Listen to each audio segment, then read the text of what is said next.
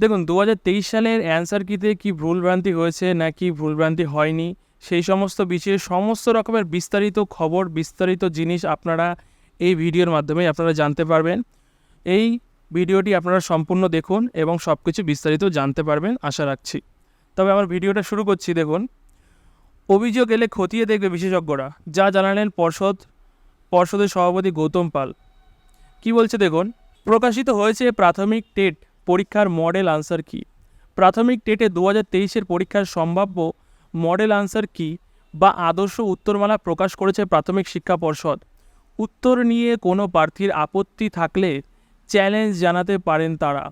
তবে এর জন্য প্রার্থীকে প্রতি প্রশ্ন পিছু কিছু টাকা জমা করতে হবে। প্রশ্ন নিয়ে চ্যালেঞ্জ জানানোর জন্য সময়সীমা রয়েছে 10ই মে থেকে 9ই জুন পর্যন্ত। এই সময়ের মধ্যে যে কোনো প্রার্থী চ্যালেঞ্জ করতে পারবেন। এর জন্য প্রশ্নপিছু 500 টাকা অনলাইন পেমেন্ট করতে হবে। যদি দেখা যায় প্রার্থীর চ্যালেঞ্জ ভুল রয়েছে তাহলে সেই টাকা তিনি আর ফেরত পাবেন না। তবে প্রাথমিক শিক্ষা পর্ষদের ভুল ধরিয়ে দিলে সেই টাকা তিনি ফেরত পাবেন। এই বিষয়ে প্রাথমিক শিক্ষা পর্ষদের সভাপতি গৌতম পাল জানান, প্রার্থীদের তরফে কোনো অভিযোগ এলে সেই বিষয়ে খতিয়ে দেখবেন বিশেষজ্ঞরা। উত্তরপত্রে কোনো ভুল ভ্রান্তি থাকলে তার শুধরে চূড়ান্ত মডেল আনসার কি আপলোড করা হবে। তারপরেই টেটের ফল প্রকাশিত হবে। তবে টেটের ফল প্রকাশের পরে উত্তরপত্র নিয়ে আর কোনো অভিযোগ শোনা হবে না। প্রসঙ্গত উল্লেখ্য, টেট পরীক্ষার প্রশ্নপত্র নিয়ে একাধিক অভিযোগ উঠেছে। এই নিয়ে বারে বারে মামলা দায়ের হয়েছে কলকাতা হাইকোর্টে।